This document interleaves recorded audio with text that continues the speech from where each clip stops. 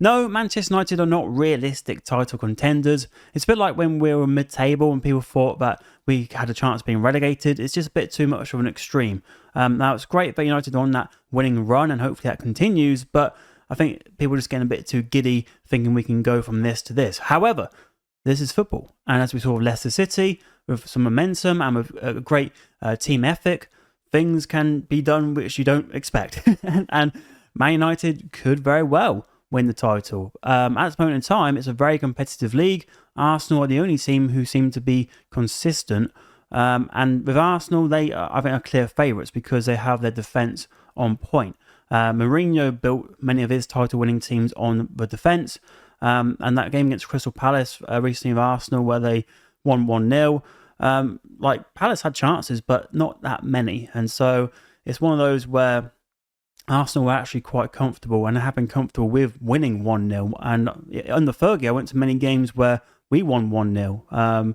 And it's just those sort of results where we just grind them out and have that good defence. There's that one season when Van der Sar and Vidic and Ferdinand had that great record. And so with United, for now, it's just keep getting as many points as possible. We know the African Cup of Nations is coming up where we're going to lose Mbumo and Ahmad and Mazraoui. So that's going to be a bit of a blow because, especially with Mbumo, because he's such a threat and a game changer in terms of having that player who can just produce something out of nothing, like this goal on screen. Cunha, it's so good that he got his first goal against Brighton. That's been coming, and it's one of those where it just settles him down now. He doesn't have to keep hunting for that goal. Even in the game, you could see he was being much more selfless with his balls he was playing. And having those two, Mbumo and Cunha, I said in a previous video, those two are such great signings, match winners. And with these two players, there's such an upgrade on Garnacho and Sancho and Rashford and Anthony that you think to yourself, like, why have we been eating scraps recently? Like, this is the main course. With those players I mentioned who have now moved on to other teams, there would have been a time where certain fans would have supported those players over the manager and said the manager's an idiot for not picking that player. But I think now, after having so many managers, you can see the clues that have come from these players leaving. Look at Sancho, his whole relationship with Emery, not going so well, is it? Look at McTominay on the other side. Like, he's doing great with Conte in Napoli. And no wonder Mourinho, Ten Hag and Oli all wanted to play him all the time because he's someone who gives everything on the pitch every single time. Even though his performances weren't always there, but I think managers would rather have that and pursue with that than have a player like a Sancho who has talent, but are you regularly going to get that? Probably not.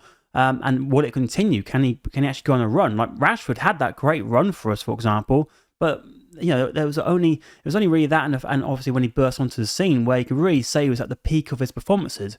And now he's doing well at Barcelona, but Barcelona, it's a whole different environment for him, which I think again it's that fresh feeling he needed. And then now, for example, in the squad we have Mainu. A lot of people want Mainu to play, but right now Bruno and Casemiro have to start. But before that, when they weren't on the form they're in now, Mainu was being called on to be playing. But I think for him, it's another thing where a manager's there every day to see these players and see how they react in training.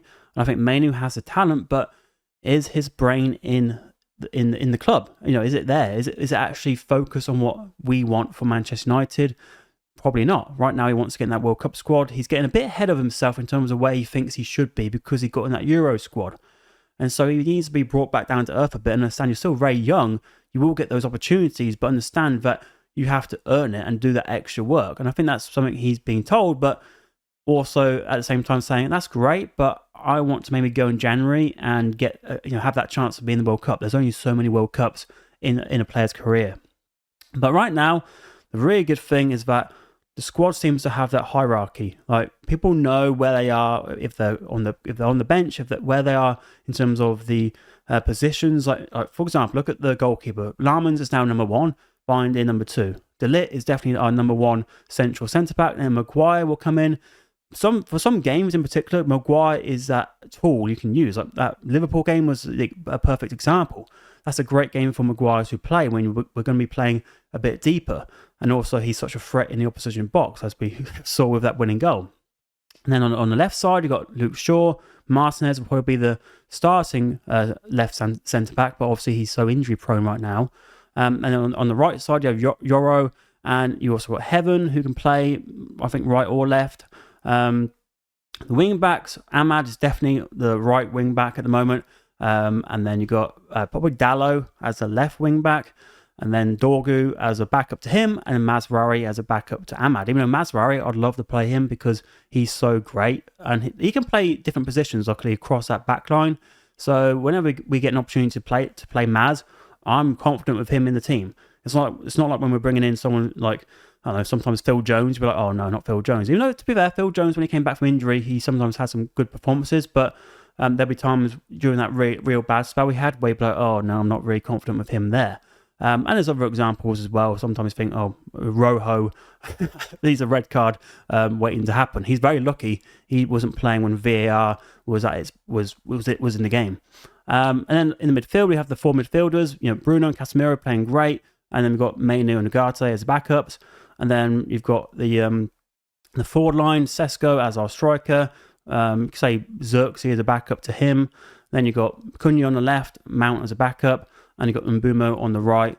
And who else you got? Is there anyone else on the right? I guess you could play Bruno there, or Ahmad could play there. And I might be missing someone, I'm not sure. But at the end of the day, you have that 11 and then the backup. You have 2 11s, basically. In terms of being title contenders, though, I mean, at the time of recording, Bournemouth and Sunderland are in the top 4. Now, I don't think coming the end of the season they'll be there, but it just shows how competitive this league is. And in terms of the top 6, Chelsea, I think, are very inconsistent. They're definitely missing Cole Palmer and Liam Delap. In terms of Liverpool, I mean, they're having an awful time right now. I think their whole back line looks really weak and shoddy, and with Slot, he's not able to manage all of these attacking players right now. And Salah's, he got a goal against Brentford, but he's not really in form at this moment. And so, will Liverpool get back up? I mean, that's something we'll have to wait and see. I don't think they will get back up enough, though, and go on a run to win the league. City could do that with going on a run. They've done that a lot in the past, especially in the second half of the season. But they are at the moment really reliant on Erling Haaland to get the goals. So they need to sort of find a way where they can spread that load a bit and get these other attackers in, who are playing, but in some form to help make City a permanent threat. And then we have Spurs. Spurs actually are playing really well away from home, but at home are not doing great at all. So can they change their fortunes at home? And if they can do that, then you never know with Spurs. But the thing is, with all these teams, and obviously Arsenal, we mentioned, they're doing great. With all these teams, though, they're all playing Europe. Whereas Man United are not. We're playing 1 game a week. And for a player like this guy, Casemiro, that's fantastic because he can definitely play an hour. We've seen that in the last few games. He can play a good hour, and then that's it. Maybe even 70 minutes. He can play that. But he can't play a whole 90 at the moment. And what he's giving us in those 60 minutes are great performances. It's really like the old Casemiro we had in the first season he was with us. And that's great because United need that CDM in this system. And just on the system, I'm really happy that United have gone on this run. It just shows and shuts up all the people moaning about the system. So I said that in previous videos when all the pundits were saying, "Oh, change the system to a 4-3-3." It doesn't matter. This system is so much better. Look at against Brighton. Amram was able to change it into like a 4-4-2 at times, and actually just morph it into a way where if there are gaps in the team where the opposition are exploiting them, then Amram can move a player around here and there. It's much easier to do that with this back 3, back 5 than it is in a back 4. Also, just on the pundits, many of them said that Amram would get sacked by Christmas, and also painted this narrative that we had a disaster at the start of this season when we didn't. Like Grimsby, yeah, that was a disaster. Okay, in the Carabao Cup, but in the Premier League, it's never been a disaster. We should have beat Arsenal in the opening game. Also, we've got to say we've had Arsenal, City, Liverpool, and Chelsea in our first 8 games, and we've won 2 of them. The City game, we deservedly lost that because we made our own mistakes. Luke Shaw, for example. But then in the other games, we should have beat Fulham, but we got a draw. In terms of the Brentford game, we should have been playing against 10 men at the end there, but the referees got that completely wrong and have admitted to that as well, but they got that wrong. So we got basically cheated out of that game when we could have got at least a draw, maybe even a win against 10 men. You never know. And then the other games, we've actually beat Liverpool at Anfield, and obviously now beat Brighton at Old Trafford, and also won 4 games in a row at Old Trafford, which is great. We're remaking Old Trafford a fortress again. And hopefully we get that. This can all continue. Hopefully this is not a false dawn. Hopefully we don't now go on a losing streak. But I think the signs are there where that shouldn't happen, because we look like we're playing well, we're defending well, the players having a smile on their face. They seem to have a real good morale in the team. We're making chances. We're definitely making loads of chances, which we weren't doing last year. And the defense looks solid. De Ligt is like a sweeper defender back there. He's so good. I'm so happy with him, because I was at the Ipswich game where he scored right near the tunnel, and I was so happy for him to score. Just get some recognition, because last year he was also great. This isn't just this season. He was also really good last season. I really like him. He's such a good signing for United. Very good deal as well to get him and Mazraoui from Bayern Munich. And he's a real captain back there. And I think now having Lahrmann's behind him, he's so much more calm, knowing there's someone behind him who's going to catch the ball and not just yeet it into their own net. Not having Onana is also that's a huge bonus. He was so bad. It's not even it's not an understatement to say how bad he was last year. He cost us so many points because he would let in goals at the worst time. We'd be like 2-1 down, and he would throw in a third. And then the game's like, we're really then chasing the game, aren't we? When we're 3-1 down because of Onana making another mistake. Anyway, in terms of the team though, Mbeumo, like I've already mentioned Mbeumo, but he's finding some real good form right now. Like I said, Bruno and Casemiro, they have that combination there. And Casemiro and Bruno, with this one game a week, and the whole team actually, they can focus like we've done in the past few seasons, where we have done well in cup competitions, and now just look at the league as a cup. Every week, it's our next opponent, it's our next one to knock out. Let's knock out Nottingham Forest, let's knock out Spurs.